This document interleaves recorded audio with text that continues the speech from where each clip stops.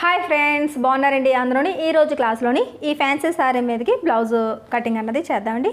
ఇది శారీ చూస్తారా? శారీ అయితే ఫ్యాన్సీ ఇలా వచ్చింది. పళ్ళు ఏమో ఇదండి, పళ్ళు ఇలా వచ్చింది. మొత్తం శారీ అంతా కూడా ఇలా వైట్గా అంటే మనకి సిల్వర్ జరీతోని ఇలా లైన్స్ అన్నవి వచ్చాయి డిజైన్తోని.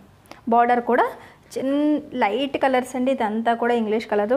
ఈ కలర్ అని ఏమి చెప్పలేము. క్రీమ్ కాదు, లైట్ గ్రీన్ కాదు, మస్టర్డ్ కాదు, అలా కొన్ని షేడ్స్ కలిసి ఉన్నట్టుగా వచ్చింది. దీని మీద సిల్వర్ జరీతోని చిన్న బారిక్ డిజైన్ అన్నది వచ్చింది. సరేనండి, ఇది శారీ. బ్లౌజ్ పీస్ మనకి ఇలా వచ్చింది. ఈ శారీలోని నేను కటింగ్ చేసేసాను. సరేనండి, లైనింగ్ 1 మీటర్ క్లాత్ అన్నది తీసుకున్నాం. నా దగ్గర 1.5 మీటర్ క్లాత్ ఉందండి. ఇంకా అది అలా ఉంచేసాను కటింగ్ చేయకుండా. మీరు మీటర్ క్లాత్ తీసుకుంటే సరిపోదు. బాగా పెద్ద సైజు పొడవుగా ఉండే బ్లౌజులు కావాలి అనుకుంటే, అంటే 16-17 ఇంచులు కావాలంటే ఎలాగా మనం 1.5 మీటర్ తీసేసుకుంటే మనకి ఇంకా ఎల్బో హ్యాండ్స్ పెట్టినా సరే క్లాత్ తగ్గకుండా ఉంటుంది. చూడండి, నేను కటింగ్ చేస్తున్న బ్లౌజ్ సైజ్ వచ్చేసి 36 అంటే 36 అనమాట. చెస్ట్ లూజు 36, అలాగే నడుము లూజు 30, పొడవు 14 ఇంచులు, బ్యాక్ నెక్ డీప్ వచ్చేసి 10 ఇంచులు. సరేనండి, ఇప్పుడు మనం 14 ఇంచులకి 1 ఇంచు కలుపుకొని 15 ఇంచుల దగ్గరికి మార్కింగ్ చేసుకోవాలి. ఇక్కడ ఫోల్డింగ్ దగ్గర పైనుంచి కిందకి ఇలా 15 ఇంచుల దగ్గరికి ఇలా ఒక మార్కింగ్ చేసుకోండి. ఇక్కడి నుంచి ఇలా ఇంకొకసారి 15 ఇంచులకి మార్కింగ్ చేసుకుంటే మీకు లైన్ స్ట్రైట్గా వస్తుంది.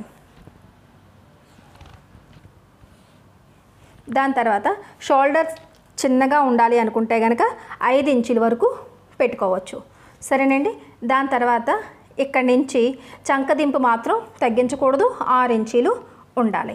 ఇక్కడి నుంచి ఇలా 6 ఇంచులు, ఇక్కడి నుంచి ఇదిలా కలిపేసుకోండి.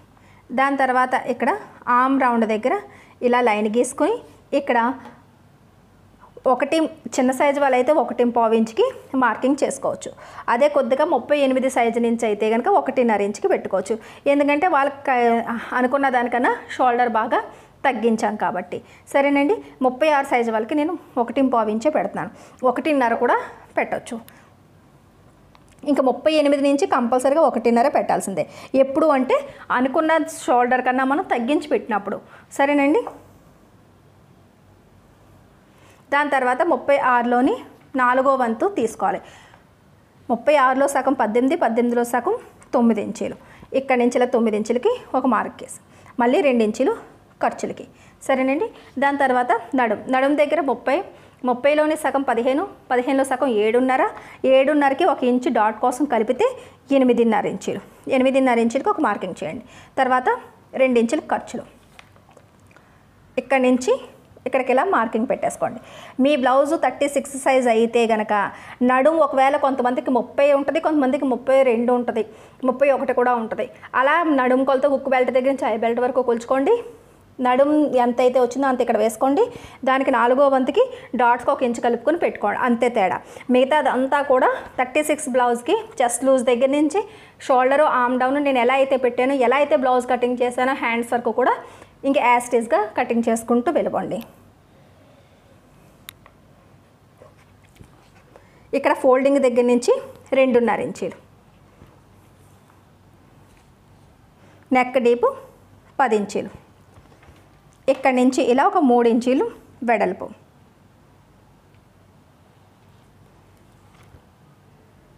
ఇక్కడి నుంచి ఇది ఇలా కలిపేయండి.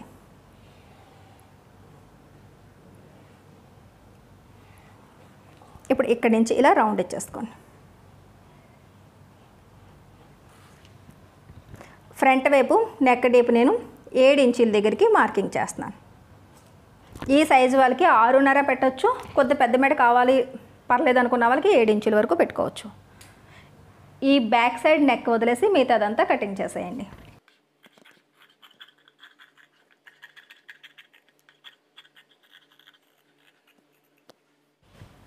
ఇప్పుడు ఇక్కడ క్లాత్ ఇలా మిగిలింది కదా, దీన్ని ఇలా ఈ క్లాత్ వరకు కూడా ఈ షోల్డర్ వచ్చేటట్టు ఇలా పెట్టుకుంటే మీకు ఆటోమేటిక్గా క్రాస్ అన్నది వస్తుంది. ఇక్కడ ఫ్రంట్ వైపు నెక్ డీప్ మార్కింగ్ పెట్టాం కదా, అది కింద క్లాత్ ఉందో లేదో చూసుకుని అక్కడ కింద క్లాత్ మీద మార్కింగ్ వచ్చేటట్టు పెట్టుకోండి. అక్కడి నుంచి ఇలా ఫోల్డింగ్ దగ్గరికి ఇలా లైన్గా మార్కింగ్ చేసుకోండి. దాని తర్వాత ఇక్కడి నుంచి ఇది ఇలా ఈ మొత్తం నడుం మార్కింగ్ చేసినప్పుడు ఇలా పొడిగించేయండి, సరేనా. దాని తర్వాత ఇలా ఆమ్ రౌండ్ దగ్గర రౌండ్ ఎలా అయితే ఉందో సేమ్ అదే రకంగా బ్యాక్ పార్ట్ రౌండ్ లాగే మార్కింగ్ చేసుకోండి, సరేనా. దాని తర్వాత ఇక్కడ లాస్ట్ ఎండింగ్ అంచుకి ఒక మార్కింగ్ చేయండి. తర్వాత షోల్డర్ అంచుకి మార్కింగ్ చేసుకోండి.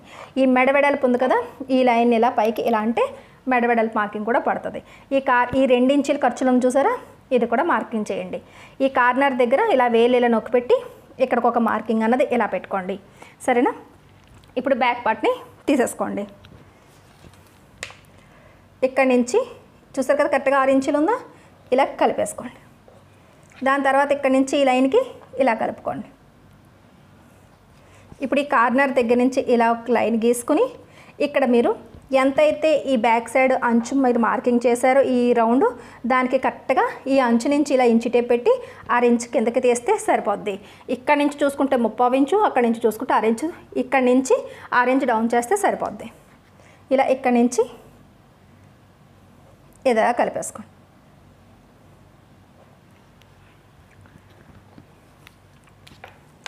ఇక్కడ నుంచి ఈ లాస్ట్ వరకు ఎంత ఉందో చూసి సేమ్ అంతే నడుం దగ్గర కూడా ఇప్పుడే పెంచేసుకున్నారు అంటే కనుక స్ట్రైట్గాని ఇంకా మీకు డాట్స్ వేసుకున్నప్పుడు క్లాత్ తగ్గే ప్రసక్తే లేదనమాట, సరేనండి. ఇక్కడ నుంచి ఇది ఇలా కలిపేసుకోండి. ఇక్కడ నుంచి ఇలా 2 ఇంచులు ఖర్చుల మార్కింగ్ కూడా ఇలా పెట్టేస్తే మనకి షేప్ తీసినప్పుడు హెల్ప్ అవుతుంది. ఇప్పుడు ఈ మార్కింగ్ ఉంది చూసారా, మెడ మార్కింగ్, అక్కడ నుంచి స్ట్రైట్గా 3 ఇంచుల దగ్గరికి ఒక లైన్ మార్కింగ్ చేయండి. ఇక్కడ నుంచి ఇలా లైన్ గీసేయండి. ఇప్పుడు ఇక్కడ మెడ వెడల్పు దగ్గర నుంచి ఈ మార్కింగ్కి ఇలా కలిపేయండి. ఇక్కడ రౌండ్ షేప్ అన్నది ఇచ్చేసుకోండి. ఇక్కడ కింద నుంచి పైకి 2 ఇంచీలు తగ్గించేయండి. ఇది షేప్ బెల్ట్ కోసం. ఇక్కడ నుంచి ఇక్కడికి 2 ఇంచీలు తగ్గించండి. ఇప్పుడు ఈ మార్క్ నుంచి ఈ మార్కింగ్కి ఇలా కలిపేయండి.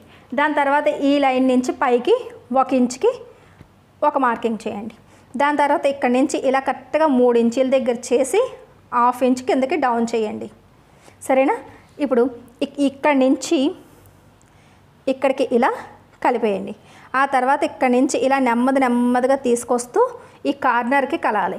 ఆ తర్వాత ఇక్కడ నుంచి నెమ్మదిగా ఇలా క్రాస్గా వెళ్ళి ఒక 1/2 ఇంచ్ అన్నది ఇలా పైకి వస్తే సరిపోద్ది, సరేనండి. ఈ రకంగా మీరు ఈ షేప్ అన్నది తీసుకోవాలి.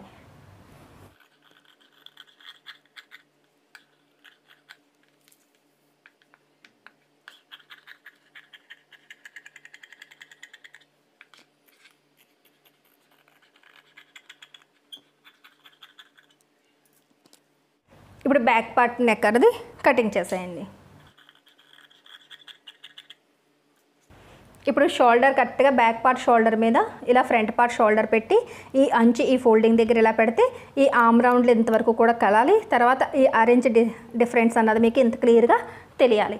అలా అయితే మీరు పర్ఫెక్ట్ కటింగ్ చేసినట్టు, సరేనండి. దాని తర్వాత ఫ్రంట్ వైపు కింద అంచు దగ్గర నుంచి పైకి షేప్ బెల్ట్ స్టిచ్చింగ్ కోసం ఒక 6 ఇంచు మార్జిన్ తీసుకోండి. ఇక్కడి నుంచి కూడా పైకి 6 ఇంచ్ మార్జిన్కి మార్కింగ్ పెట్టండి. ఇప్పుడు ఇక్కడి నుంచి ఇక్కడికి ఇలా మార్కింగ్ చేస్తే ఇలా చూస్తే కనుక పావు తక్కువ 4 ఇంచీలు వచ్చింది, అంటే 3.7 వచ్చింది. ఇక్కడి నుంచి ఇది ఇలా చూసుకుంటే కనుక 2.7 అంటే పావు తక్కువ 3 ఇంచీలు వచ్చింది. ఇప్పుడు ఇక్కడి నుంచి ఇది మొత్తం ఇలా చూసుకుంటే 10.5 ఇంచీలు బ్యాక్ సైడ్ నడుము లూజ్ వచ్చింది, సరేనండి. ఈ 3 కొలతలతో ఇప్పుడు మనం షేప్ బెల్ట్ని తీసుకోవాలి. ఇప్పుడు ఇక్కడ మనకి కటింగ్ చేసినప్పుడు మీకు ఇలా క్లాత్ మిగులుతుంది కదా, దీన్ని ఇటువైపు నుంచి ఇలా తీసుకోండి. Back side cutting arm round తీసిన దగ్గర ఇలా క్లాత్ మిగులుతుంది. సైడ్ని ఇక్కడ ఇలా తీసుకొని ఇక్కడ కోరంచుల దగ్గర నుంచి ఇటువైపుకి కరెక్ట్గా 10.5 ఇంచీలు ఈ నడుము వెడల్పు పొందు చూసారా, ఆ మార్కింగ్ అన్నది చేసుకోవాలి. ఇక్కడ నుంచి ఇది ఇలా చూసారు కదా, పర్ఫెక్ట్గా మనకి సరిపోయింది. ఒకవేళ ఒక 6 ఇంచ్ తగ్గినా సరే పర్వాలేదు, కానీ మనకైతే సరిపోయింది, సరేనండి. తర్వాత పావు తక్కువ 4 ఇంచీలు హుక్కుల దగ్గర వచ్చింది కాబట్టి ఇక్కడ నుంచి ఇక్కడికి పావు తక్కువ 4 ఇంచీలకి ఒక మార్కింగ్ చేయండి. ఇక్కడ పావు తక్కువ 3 ఇంచీలు వచ్చింది, ఇక్కడ కూడా మార్కింగ్ చేసేయండి. ఈ అంచు దగ్గర నుంచి కరెక్ట్గా 3.5 ఇంచుల దగ్గర చేసి ఇలా స్ట్రైట్గా లైన్ గీయండి. ఇక్కడ పావుతక్కువ 4 కదా, ఇక్కడ పావుతక్కువ 3 పెట్టండి. అంటే ఇక్కడికి 1 ఇంచు తగ్గించేయాలన్నమాట. ఇక్కడ నుంచి ఈ తగ్గించిన 1 ఇంచు దగ్గరికి ఇలా వెళ్తే ఆటోమేటిక్గా మీకు షేప్ అన్నది వస్తుంది. ఇప్పుడు ఇక్కడ నుంచి నెమ్మదిగా పైకే ఇలా స్ట్రైట్గా ఈ మార్కింగ్ని చూసుకుంటూ దీన్ని కలిసేటట్టుగా దీనికి ఇలా కలిపేయాలి. సరేనండి. ఇక్కడ ఇలా రౌండ్ తీయకూడదు. ఇప్పుడు ఇలా కటింగ్ చేసి ఇక్కడ ఒక చిన్న కట్ట పెట్టండి. ఇది హుక్కుల వైపు అని అర్థమవుతుంది. తర్వాత ఈ 2 షేప్ బెల్ట్ని తీసి మళ్ళీ ఇలా పెడితే ఇంకొక 2 షేప్ ముక్కలు అనేవి వచ్చేస్తాయి.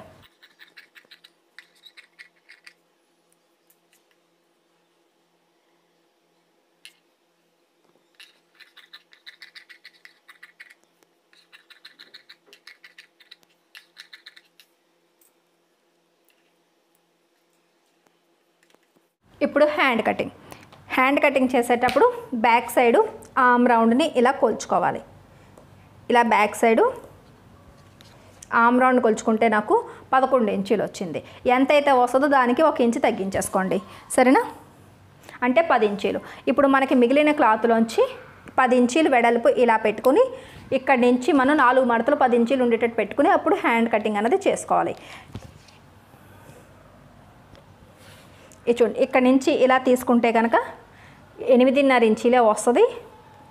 కాబట్టి ఈ ఫోల్డింగ్ని ఇలా ముందుకు జరిపి 10 ఇంచులు ఉండేటట్టుగా మార్కింగ్ చేసుకోవాలి. ఇలా ఫోల్డింగ్ చేసుకోవాలి. ఇప్పుడు ఇక్కడ ఒకవైపు మాత్రమే జాయింట్ వస్తుంది. ఫోల్డింగ్ ఇలా పెట్టి ఇక్కడ నుంచి ఇక్కడికి 10 ఇంచులు ఉండేటట్టు తీసుకున్నాం కదా. దాని తర్వాత ఇక్కడి నుంచి ఎల్బో హ్యాండ్స్ అన్నది మార్కింగ్ చేస్తున్నాను. నాకు హ్యాండ్ పొడవేమో 10 ఇంచులు. 10కి 1 ఇంచు కలుపుకొని 11 ఇంచుల దగ్గరికి ఈ ఎల్బో హ్యాండ్ అన్నది తీసుకోవాలి. ఇక్కడి నుంచి ఇది ఇలా కలిపేసుకోండి. 11 తీసుకుని ఈ 2 మార్కింగ్లు ఇలా కలిపితే మీకు లైన్ స్ట్రైట్గా వస్తుంది. ఎల్బో హ్యాండ్ కాబట్టి 3.5 ఇంచులు చంకదింపు తీసుకోండి. మీరు చిన్న హ్యాండ్స్ అయితే కనుక 3 ఇంచులే చంకదింపు తీసుకోండి. అంతే. మిగతావంతా సేమ్ టు సేమ్. ఎక్కడ మార్చుకోవాలో నేను చెప్తూ ఉంటాను. ఇక్కడ 2 ఇంచులు ఖర్చులు కదా, స్ట్రైట్గా మార్కింగ్ చేసుకుని 2 ఇంచుల దగ్గర ఇలా లైన్ గీయండి.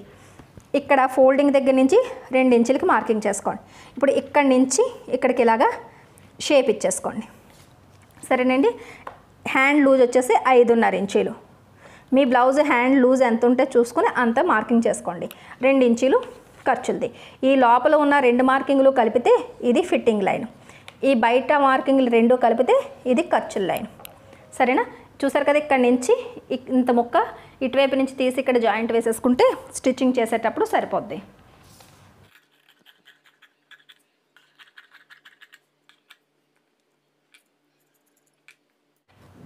బ్లౌజ్ పీస్ తీసుకుని ఇది చూసారు కదా, ఫస్ట్ మనకి ఈ పెద్ద బార్డర్ ఉన్న వైపు హ్యాండ్స్ కటింగ్ అనేది చేసుకోవాలి.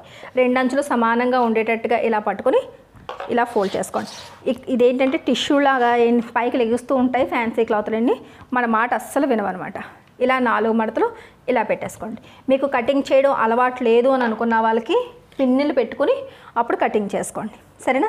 లేదంటే చూడండి నేను ఎలా తీస్తున్నానో, ఎక్కడ కదలకుండా ఫోల్డింగ్ చేసుకుని ఇక్కడ ఈ రకంగా ఈ ఫోల్డింగ్ దగ్గరికి ఇది ఇలా వచ్చేటట్టు ఇలా పట్టుకొని కింద అంచులు జరగకుండా చూసుకోవాలి. ఇప్పుడు ఇలా సమానంగా ఇలా పెట్టుకున్న తర్వాత చేతిని ఇలాగా కదలకుండా పట్టుకొని ఈ చేత్తో కటింగ్ చేసుకోవాలి.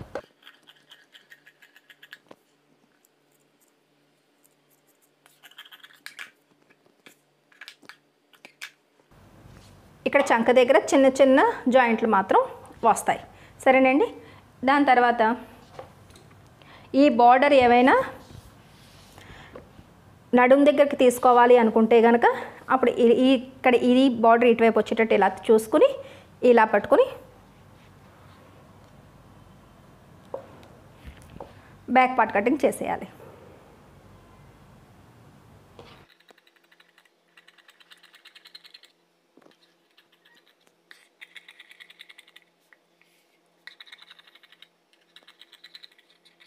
ఇక్కడ ఇలా చూసుకుని ఈ ఫ్రంట్ పార్ట్ అన్నది ఇలా పెట్టుకుని క్రాస్ వచ్చేటట్టుగా చూసుకుంటూ నీట్గా ఇలా పెట్టి ఇలా కటింగ్ చేసుకోవాలి. దాని తర్వాత ఇక్కడి నుంచి ఇది ఇలా పెట్టి షేప్ బెల్ట్ని ఇలా తీసుకోవచ్చు, లేదనుకుంటే ఇలా కూడా తీసేసుకోవచ్చు.